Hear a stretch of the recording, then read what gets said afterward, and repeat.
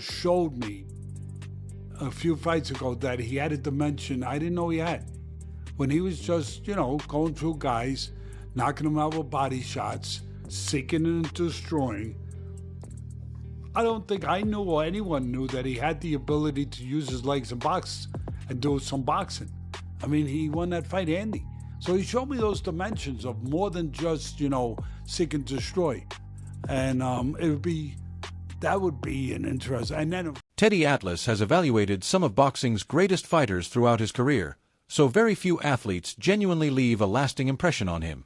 Vergil Ortiz is one of the rare exceptions. While discussing a potential showdown against Jaron Boots Ennis, Atlas said Ortiz performed well beyond what he expected, highlighting the qualities that make the matchup so intriguing. In Teddy's view, if these two finally share the ring, fans should prepare for relentless action from the opening bell until the finish. If it's Ortiz, it'll be, it could be a phone booth fight. Two good body punches. Two confident guys, two guys with great heart. Atlas also praised the way Vergil Ortiz has developed into a far more complete boxer. The old belief that he depends only on pressure and knockout power no longer tells the whole story. Teddy explained that Ortiz has refined his footwork, enhanced his movement, and become much more comfortable relying on intelligent boxing. Those improvements have transformed him into a significantly tougher challenge than the fighter many remember from the earlier stages of his career. When he was just, going through guys, knocking them out with body shots, sinking and destroying, I don't think I knew or anyone knew that he had the ability to use his legs and box and do some boxing. He showed me that dimension. He showed me that dimension in that fight that some people thought he lost. First fight that he got tested. We didn't get a knockout. To reinforce that opinion, Teddy pointed to Ortiz's most recent performances. Those bouts showed that Ortiz can remain calm under tactical pressure and make adjustments instead of constantly hunting for a knockout. That ability to change strategies impressed Atlas more than anything else. It's one of the biggest reasons he believes a fight with Boots Ennis would show exactly how high Ortiz's true potential really is. He told me that he could box, he could use his legs, and Matador fight. Madrimov, who gave Crawford a tough fight, Let's not forget that. Crawford, first time he's moving up to that weight, I get it, but he gave him a tough fight. The great Crawford gave him a tough fight. He handled him, pretty well. I mean, he won that fight handy. So he showed me those dimensions of more than just, seek and destroy. And that would be an interest. And then, of course... Chris Algieri also shared his thoughts on a possible clash between Vergil Ortiz Jr. and Jaron Ennis. He believes the excitement surrounding the matchup has nothing to do with trash talk or manufactured storylines. Instead, both men allow their performances inside the ring to speak for themselves.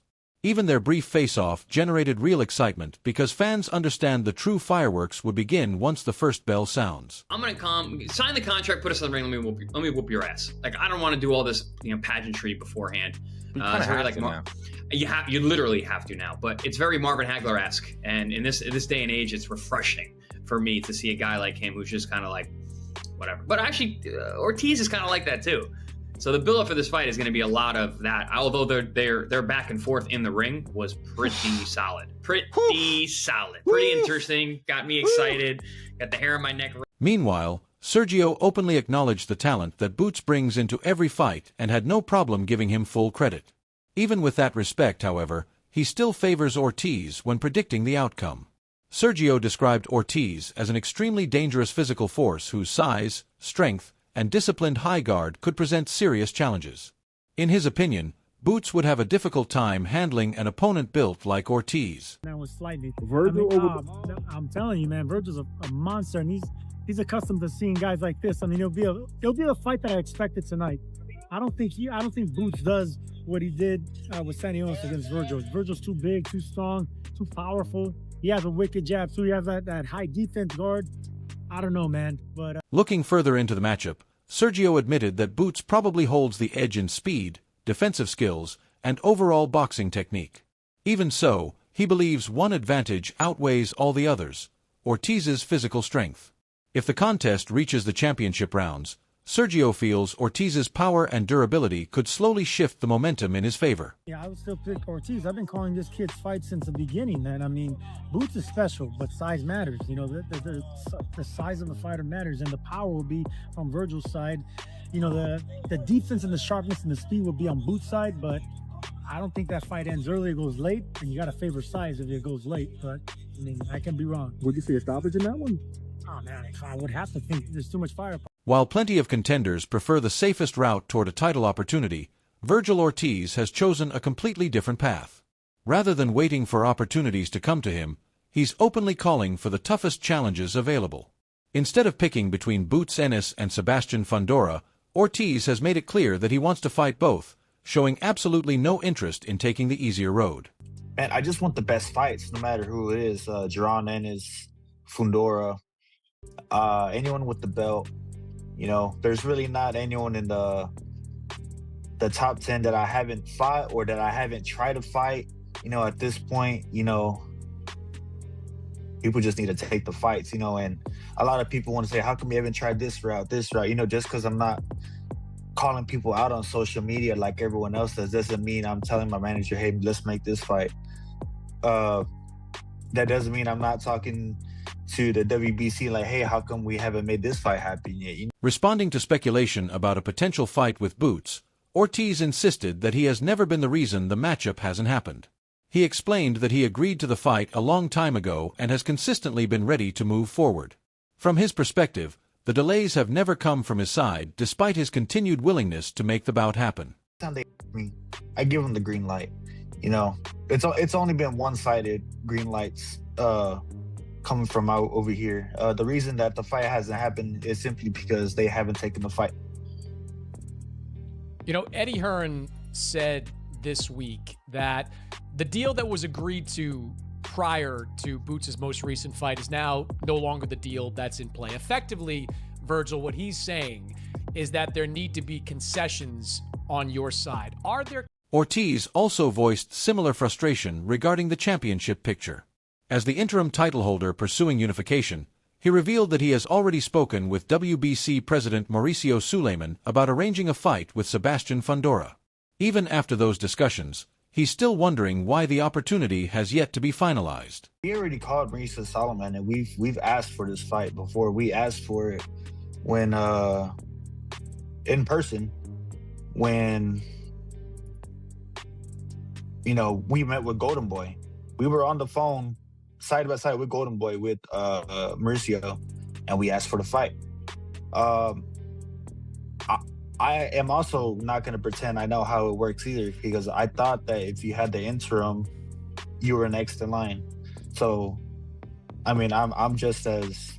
Sergio isn't completely convinced Ortiz should immediately jump into a fight with Boots. In his opinion, the lengthy legal battle with Golden Boy Promotions interrupted Ortiz's momentum. Because of that period of inactivity, Sergio believes a tune-up fight would help Ortiz shake off any rust before stepping into such a dangerous high-level matchup. Look, I'm glad he's back, but it took 9 months of a year that he hasn't fought in. You know, 2026 should have been the year that set up this fight red hot after he knocked out Lubin and Ennis looked great himself. It should have been there. It would have sold itself.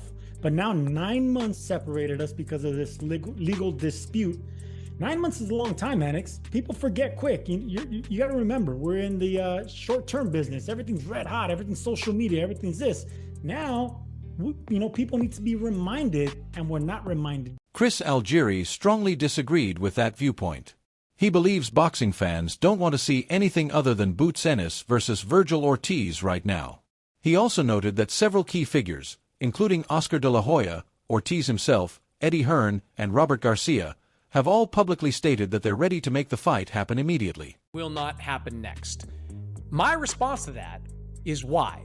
Because, Sergio, you have had, in the last 24 to 48 hours, Oscar de la Hoya, Vergil Ortiz, Rick Meridian, Robert Garcia, all four of them saying that we're ready to fight Boots Ennis next. So why do you think that you know better than all four of the people that are involved that we should get one more interim fight against who knows? I don't even know who you want him to fight. Vergil's already beat. That naturally shifted the discussion toward the financial side of negotiations. Boots' recent success as a champion has greatly increased his market value, leading to questions about whether Team Ortiz is willing to compromise on issues such as purse splits and A-side status. In the end, the biggest question remains whether both camps are prepared to meet halfway and finally deliver one of boxing's most highly anticipated matchups. When it comes to leverage, that's who gets the most money. Well, usually it's popularity, but leverage comes when you're red hot, like I keep saying. And right now, Boots is red hot. So the leverage is on Boots' side, and I think the popularity still might be on Vergil's side. You know, I think he will be the A side as far as the promotion goes. I don't know why I think that. I think he's not going to be. This is something else that Rick Morigi. Where is it going to be at? Vegas. Depends where this fight's at. Vegas. That's where the A side is. Vegas. Who's going to be the A side fighter there? Offering another perspective, the Blue Blood Sports TV host focused on the difference between what each fighter has accomplished. While acknowledging Ortiz's impressive resume, he argued that Boots has achieved even more by becoming a unified champion across 2 weight divisions. Because of that, he believes any attempt by Team Ortiz to claim A-side status doesn't reflect the current situation, since championship accomplishments carry greater value than rankings alone. He's praised as if he has accomplished the things that the Phenom, as I refer to him, undefeated 2-division unified world champion, lineal welterweight, Ring Magazine, IBF, WBA welterweight champion, and now unified WBO, WBA junior middleweight world champion, superstar boxer, who is number 6 on my pound-for-pound list, in Jaron Boots Ennis. That comparison also influenced his long-term advice for Boots Ennis. Instead of pushing for the Ortiz fight right away, he recommended pursuing undisputed status first by collecting more championship belts and targeting opponents like Josh Kelly. According to him, strengthening Boots' resume even further now would provide much greater leverage during future negotiations. Jaron Ennis, go collect them other belts. Now, I don't want him to fight Vergil Ortiz until he's undisputed. Don't fight him until Jaron Ennis, you beat Fundora, force his hand, get Josh Kelly next. Low-hanging fruit. Reason I say that is because they're on the same side of the street. They both with Matchroom. Josh Kelly's the IBF champion. He's with Eddie Hearn. He fights next month. The True Media podcast also examined just how much Boots Ennis was reportedly willing to sacrifice to make this fight happen. According to the discussion, he was prepared to accept a smaller purse, take the B-side role, and even agree to additional promotional conditions if that meant securing the matchup. Despite making all of those concessions, however, the fight still never came together. That ultimately led the host to conclude that Team Boots should stop waiting and begin pursuing other opportunities. From Eddie Hearn, I'm going to drop a video on that about all of the stuff that you had to concede to in order to fight Vergil Ortiz. We accepted that fight and signed for that fight. Boots had to take less money than Vergil Ortiz because they wouldn't take it unless he did. Boots had to be the B-side. They said it has to be Ortiz against Boots. I said, why? No one's got a world championship. No, we're not taking the fight unless it is. Okay. They even asked him to cut his beard and not wear colourful. Discussion surrounding a potential Vergil Ortiz versus Sebastian Fundora fight continues to grow, and Fundora has already addressed the possibility. He explained that taking on dangerous opponents is simply part of being a professional boxer. Rather than carefully selecting easier rivals, he believes in accepting whichever challenge comes next. Mexico against the world, you want that fight. How badly do you want that fight, and how realistic is that fight? Can it be made? Badly? I'm not gonna say badly. They asked me. Those guys came up to me. The same guys we're talking about right now. They came up to me and they said, "Hey, would you be willing to fight Vergil Ortiz on the Mexico card?" I didn't even know there was no Mexico card. I thought Canelo was just gonna fight, and the answer is gonna be yes. I'm a fighter. I'm a fighter. Of course I will fight, but I will fight him just like I'll fight every other. Fundora also made it clear that he doesn't view Ortiz any differently than the other top contenders in the division. He stated that he's just as willing to fight Ortiz as he is anyone else competing at the highest level. His comments remained respectful, composed, and focused entirely on competition instead of trying to create unnecessary hype. And one more, okay.